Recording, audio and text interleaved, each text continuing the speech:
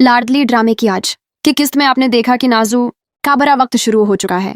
इसना खाला का भानगा अब हाथ धोकर नाजू के पीछे पड़ जाएगा, उसे पैसों की खातिर बलीक मेल करेगा और नाजू को मजबूरन उसे पैसे देने पड़ेंगे।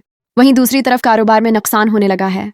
जो कुछ इस घर में बहुओं के साथ किया जा चुका है, खासतौर पर मरियम के साथ, वो अब वापस आ रहा है। नाजू का अकाउंट लिया जाता है ताकि पेमेंट दी जाए, लेकिन अकाउंट में पैसे ही नहीं। जब नाजू से सवाल होता है तो वो गुस्से में आ जाती है कि अब मुझसे पैसों का हिसाब लेंगे आप लोग। अबाजी परेशान हैं क्योंकि इस अकाउंट में तो 87 लाख से ज्यादा रकम थी। ऐसे में नाजू झंझला जाती है और नाराज हो जाती है। जब परेशानी बढ़ती है तो उर्सिल कहता है कि मैंने आप लोगों को पहले भी मना क्या था कि बिजनेस अकाउंट से इतनी बड़ी रकम मत निकालें। उमर को गुस्सा आता है और वो अरसल को चुप करवाता है कि बातें सुनाने से बेहतर है कि जो अबाजी ने कहा है बस वही करो। मगर नुकसान इतना ज्यादा हो जाता है कि इसहाक साहब बीमार पड़ जाते हैं। नाजू ने उनकी जमा पूंजी जाया कर दी और रही सही कसर रहीम ने पूरी कर दी। रहीम नाजू के कार्ड से 50 लाख रुपए निकालकर एक अजनबी के हवाले कर देता है, बिजनेस शुरू करने के लिए, जिसे वो जानता भी नहीं था। जब घर वालों को पता चलता है तो सब हैरान रह जाते हैं।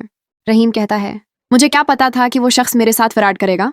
अरसिल उसे समझाता है कि इतना बड़ा फैसला लेने से पहले मशूरा कर लेना चाहिए था, मगर रहीम नाराज हो जाता है। अब घर के हालात बिगड़ चुके हैं और नाजू का घर वापस लेने की बात चलती है, मगर नाजू इनकार कर देती है कि वो किसी सूरत रूहान के घर नहीं जाएगी। इसहाक साहब उसे तसल्ली देते हैं कि ऐसा कुछ नहीं होगा, बेटी को दिया हुआ घर वापस नहीं लिया जाता।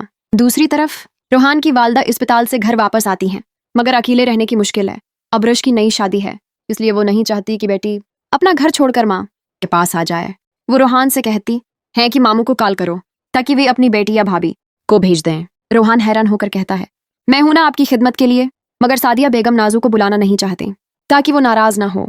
अब्रश कहती है कि नाजू को तो रूहान भाई या उमी की जरा भी फिक्र नहीं, मगर रहीम बजाय उसे समझाने के अपनी बहन की हमायत करता रहता है। आखिर में मरियम को परवीज के घर भेजने की तैयारी की जाती है और जब सब कुछ बिगड़ चुका होता है तो यही परवीज उनके कारोबार को बचाने के लिए पैसा इन्वेस्ट करता है। आखिर में सब परवीज के एहसानमंद हो जाते हैं, जो नाजू के लिए सबसे बड़ा सदमा होगा।